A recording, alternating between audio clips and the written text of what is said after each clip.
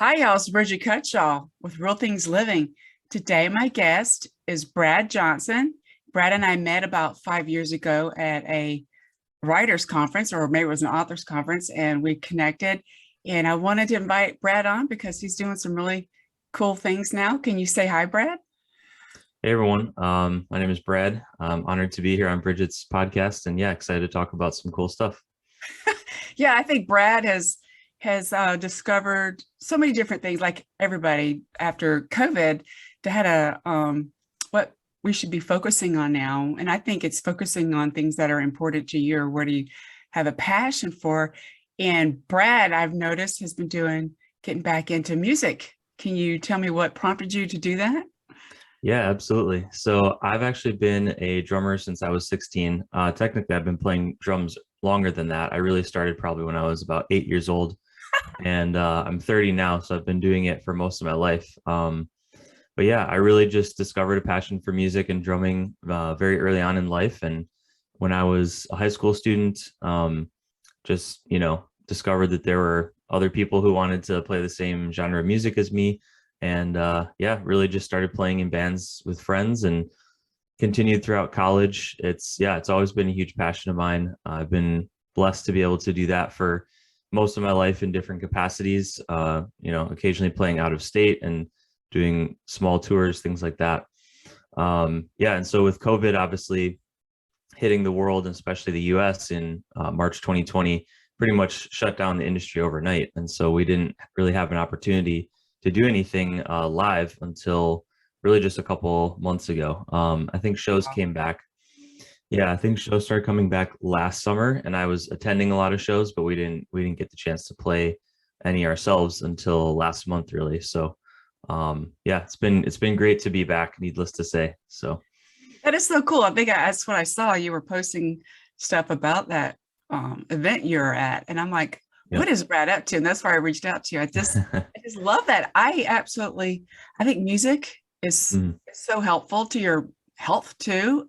That's one of the things I mentioned in my book that I wrote a few years ago is Mhm. how to embrace life, and one of them is music. I Yeah, think yeah, very healing. that's awesome. I think it That is yeah, for no, me. totally. Yeah, no, I think that's very, very true. Music can speak in a way that words cannot. And so, yeah, it's very powerful stuff to just have in your life. Wholesome music can be deeply healing. So, Is there a specific genre that you play? I know drums are all over the place. I just didn't know if there's a specific mhm. genre you prefer. Yeah, so people are usually surprised when they hear that I play like metal and hardcore because of my calm outer demeanor. People are like, "Oh, I would have never expected someone as like quiet or solid as you to, play play aggressive music like that." But yeah, it's just been my favorite for, Lord knows how long. But yeah, so that's mostly what I played. I played in a couple like rock bands, a couple little side projects that aren't metal and hardcore, but that's really been my thing. So That's cool. So I'm assuming you still do writing. It's just not as big of a focus as music. yeah, I still have a blog. I'm actually working on some books right now that I'm hoping to start releasing this summer.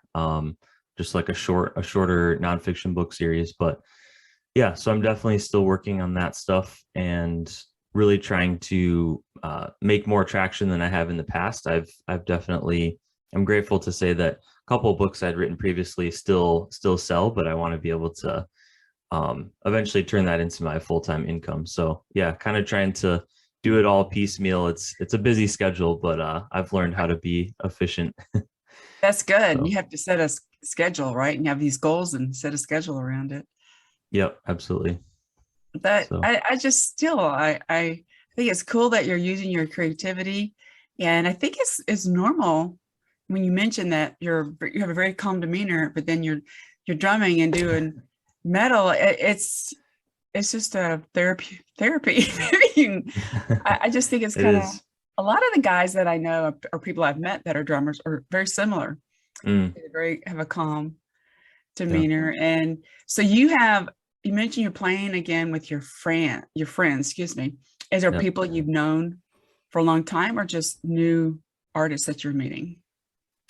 Oh, as far as like the other bands we're playing with, you Yeah, mean? yeah, right. Okay, Yeah. totally.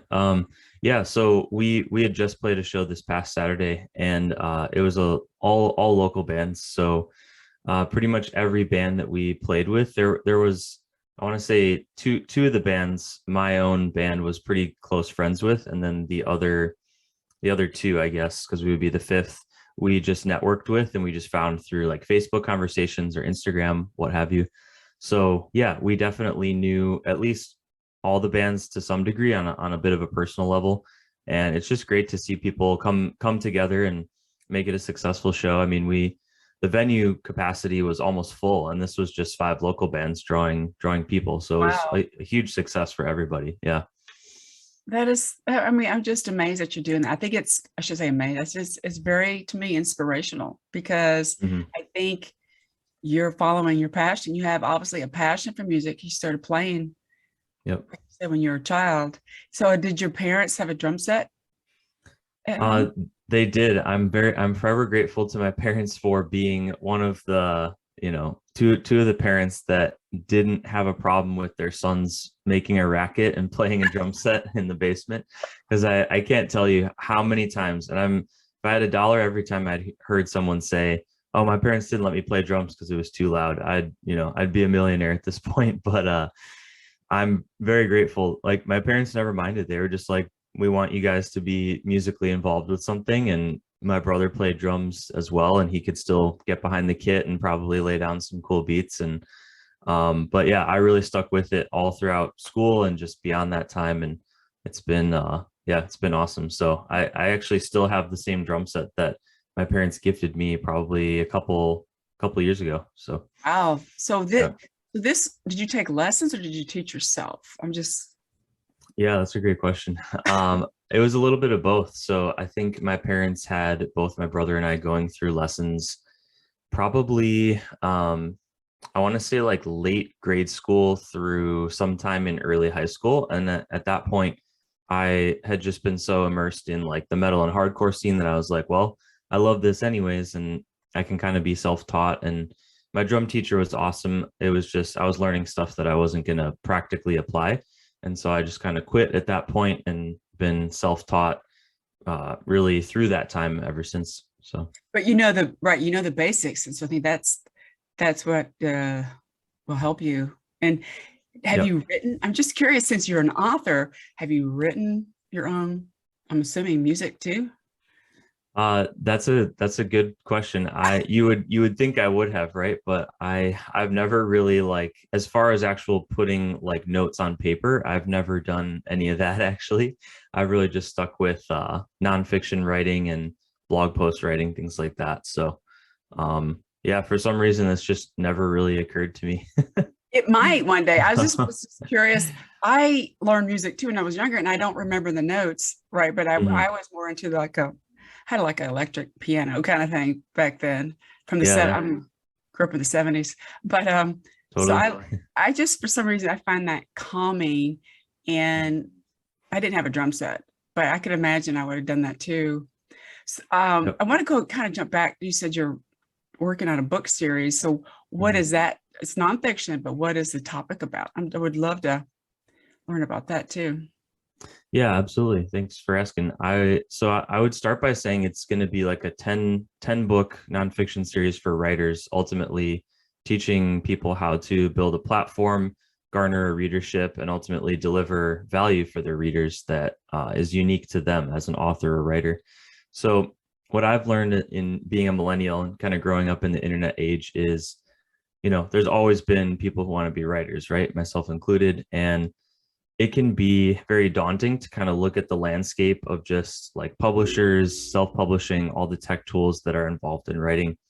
And it's hard to make sense of all of it and to really distill it down into like a clear process of like, here's how you launch an email list, here's how you send emails that get people to open them and click on the links, and really just everything that goes with that. And so I felt that a kind of short 10-book series would be helpful for people to just see like, yeah, here's all the steps in the process, and here's what you can do to set yourself up for success. Because otherwise, if you don't have that clear process, I think that's why a lot of people turn to a publisher, which is totally fine if that's the route that they want to take. But for me, I've always wanted to be independent and just build my own career. And I'm ultimately looking to serve that type of writer with this Right. book series who doesn't want to go through a publisher. So Yeah, there's so many options, and I think you're right, out there of what to do, and that's why people are afraid to mhm. put it out there.